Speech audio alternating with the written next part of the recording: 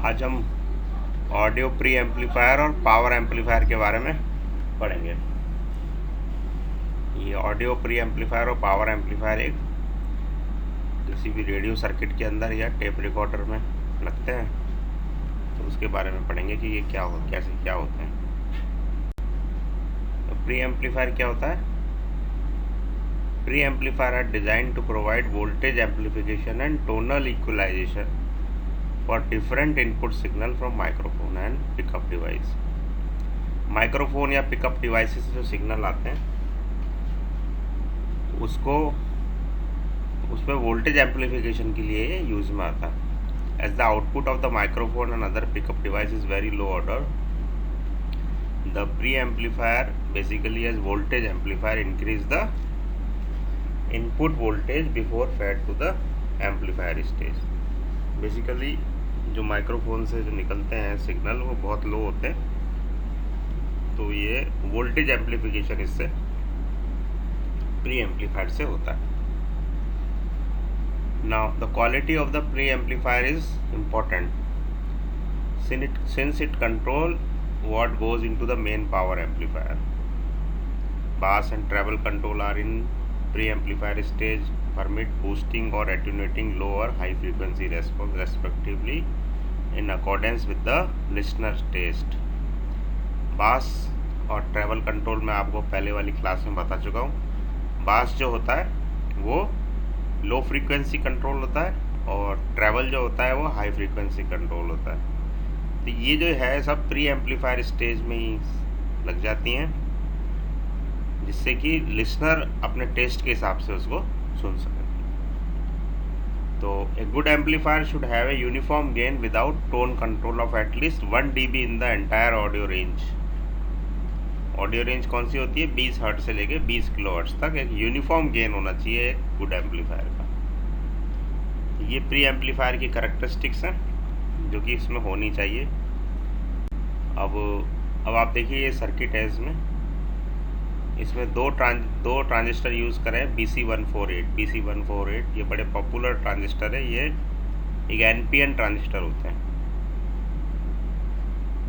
तो इसमें अब देखिए कि जो ट्रांजिस्टर T1 है इसके बेस के ऊपर इनपुट सिग्नल अप्लाई किया हुआ है। तो circuit shows a typical pre amplifier circuit of amplifying audio signal from microphone और pickup device is fed to the base of the transistor T1 through a coupling capacitor C1। Coupling capacitor C1 है जो कि DC component को block कर देता है और AC component को ही जाने देता है, वेरिएबल कंपोनेंट को। और ये कहाँ जा रहा है? ये ट्रांजिस्टर के बेस पे जा रहा है। और जो एम्पलीफाइड आउटपुट है ट्रांजिस्टर T1 की is directly coupled to the base of the transistor T2। T2 के बेस के ऊपर इसकी आउटपुट कपल्ड है। आप देख रहे हैं इसमें वो भी BC148 है। और the amplified output T1 is directly coupled to the base of the transistor T2. A double feedback is provided by the resistor R3 and R4। R3 और R4 के से इसमें एक डबल फीडबैक प्रोवाइड जाता है, so that due to variation in temperature the collector current should not vary and it work stable and ensure less noise and distortion। And this pre amplifier has a voltage gain of 20 dB का इसमें voltage gain होता है। तो ये direct couple आपके amplifier circuit है, इसमें दो ट्रांजिस्टर यूज़ में लिए और BC148 जो ये PNP ट्रांजिस्टर होता है। तो इस तरीके से ये एक बहुत ही पॉपुलर प्री एम्पलीफायर सर्किट है। आप इसको लैब में भी बना सकते हैं PCB, जनरल पर्पस PCB के ऊपर ना। ऑडियो पावर एम्पलीफायर, अब प्री एम्पलीफायर से जो सिग्नल निकलता है उसकी पावर कम होती है, तो उसको ऑडिबल रेंज में बनाने के लिए आपको एक पावर एम्पलीफायर लगाना ज़रूरी है। आप डायरेक्टली पावर एम्पलीफायर भी नहीं लगा सकते, सीधा आप माइक्रोफोन पे पावर एम्पलीफायर भी नहीं लगा सकते। क्यों? क्योंकि पावर एम्पलीफायर करंट ड्रॉ करता है। तो you have to put a firstly a pre amplifier. और उसकी जो कैरेक्टरिस्टिक्स होती है आपकी, तो आपकी ट्रिम्बर और पास कंट्रोल के लिए भी आपको प्री एम्पलीफायर पहले लगाना पड़ता है। So power amplifier is an electronic amplifier that amplifies low power electronic audio signals such as the signal from radio receiver or electric guitar pick up to a level that is high enough for driving loudspeaker और headphone। उस level तक ले जाता है ये power amplifier कि आप एक लाउड स्पीकर को ड्राइव कर सको या हेडफोन को ड्राइव कर सको। प्री एम्पलीफायर से जो सिग्नल आता है उसका लेवल इतना कम रहता है कि आपको लाउड स्पीकर पे या हेडफोन पे कुछ भी सुनाई नहीं देगा। तो you have to put a power amplifier before feeding to the loud speaker और headphone. And audio power amplifier are found in all manner of sound system including sound reinforcement, public address and home audio system. यहाँ पर सब जगह आप देखते हैं इसमें power amplifier लगते हैं, किसमें? पब्लिक एड्रेसिंग सिस्टम में, होम ऑडियो सिस्टम के अंदर, और musical instrument amplifier like guitar amplifiers. It is the final electronic stage in a typical audio playback chain before this signal is send to the loud speaker. Loud speaker से just पहले जो stage होती है वो power amplifier की होती है। तो ये इस तरीके से ये पावर एम्पलीफायर की इम्पोर्टेंस है। अब ये देखिए इसका circuit diagram of the power amplifier. अब ये कैसे काम करता है, तो ये कि प्रैक्टिकल पावर एम्पलीफायर का सर्किट दिया हुआ है। इसमें देखिए आप ट्रांजिस्टर Q1 एंड Q2 और Q1 के बेस के ऊपर आपके सिग्नल आ रहा है। और अब इस सर्किट को हम एक्सप्लेन करते हैं। The practical amplifier circuit shown above could be the basis for a moderate power audio amplifier. It features a typical design as found in the modern amplifier with a class AB push-pull output stage. जो output stage है इसकी वो class AB amplifier है, push pull output stage, and uses some overall negative feedback. और negative feedback आप इसमें use करते हैं। तो ये क्लास AB पुश-पुल है, see output stage, and we are using a negative feedback. अब इस सर्किट को आप ध्यान में रखिए, इसको एक्सप्लेन करते हैं आगे।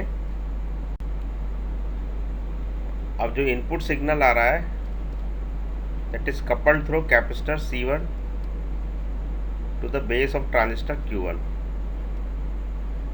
and the capacitor allow the DC signal to pass but block the DC bias voltage established by resistor R1 and R2 so that any preceding circuit is not affected by it.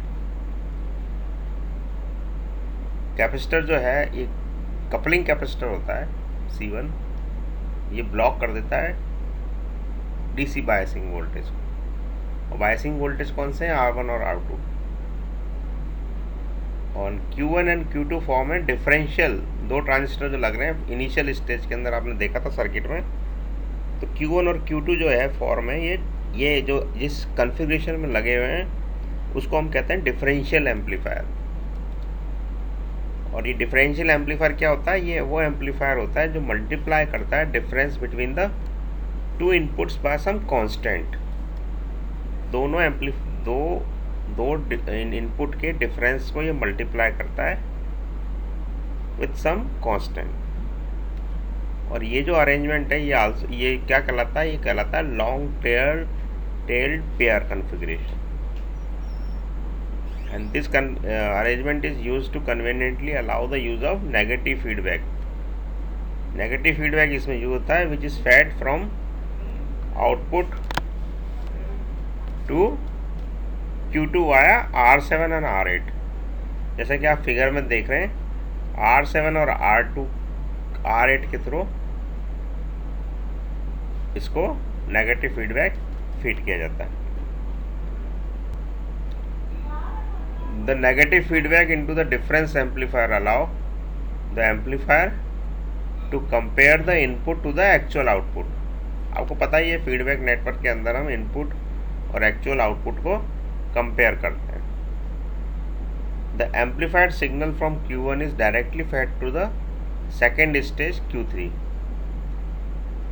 जो कि क्या किस form में काम कर रही है, एक common emitter stage that provide further amplification of the signal and the DC bias for the output stage Q4 and Q4, and RC provide the load for Q3. So for all the amplifier is operating in class A, the outpair इसमें जो output pair है are arrange in the class AB push pull configuration. और ये ये जो configuration ये क्या कहलाती है, ये कॉम्प्लीमेंट्री पेयर भी कहलाती है।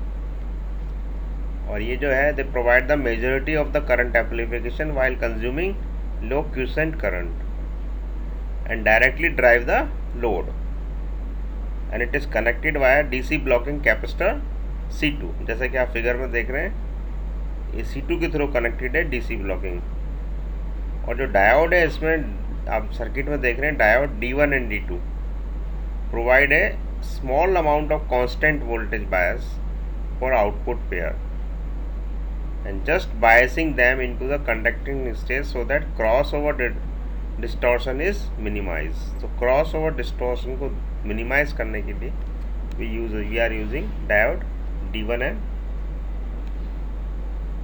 D2। तो इस तरीके से आपने इस लेक्चर में ये देखा कि हम प्री एम्पलीफायर क्यों यूज़ करते हैं। प्री एम्पलीफायर हम यूज़ करते हैं तो माइक्रोफोन से या से जो सिग्नल निकलता है या कोई इलेक्ट्रिक इंस्ट्रूमेंट से जो सिग्नल निकलता है वो बड़ा लो होता है, वो सीधा लाउड स्पीकर को या हेडफोन को ड्राइव नहीं कर सकता। तो उसके लेवल को बढ़ाने के लिए हम एक पावर एम्पलीफायर का यूज़ करते हैं। उससे पहले हम प्री एम्पलीफायर यूज़ करते हैं लाउड जो माइक्रोफोन से सिग्नल निकलता है उसके लेवल को थोड़ा हाई करने के लिए, और यहीं उसकी ट्रैवल और बास को कंट्रोल हम करते हैं। और ये जो सिग्नल है ये बिल्कुल बड़ा हाई, इसकी जो क्वालिटी है हमें मेंटेन करके रखनी पड़ती है, क्योंकि अब जो सिग्नल पावर एम्पलीफायर में जा रहा है प्री एम्पलीफायर के बाद वो डायरेक्टली वही सिग्नल होगा जो आपको लाउड स्पीकर में सुनाई देगा। पावर एम्पलीफायर के अंदर आप कंट्रोल नहीं कर सकते। पावर एम्पलीफायर के अंदर केवल सिग्नल की पावर का एम्पलीफिकेशन होगा, लेकिन आप जो इसकी ट्रैवल है बास है वो कहाँ कंट्रोल कर सकते हैं हम प्री एम्पलीफायर स्टेज के ऊपर कंट्रोल कर सकते हैं। तो इस तरीके से आज की क्लास में आपने प्री एम्पलीफायर और पावर एम्पलीफायर के बारे में देखा और उनके सर्किट डायग्राम देखे। थैंक्स अ लॉट, सुनने के लिए बहुत बहुत धन्यवाद।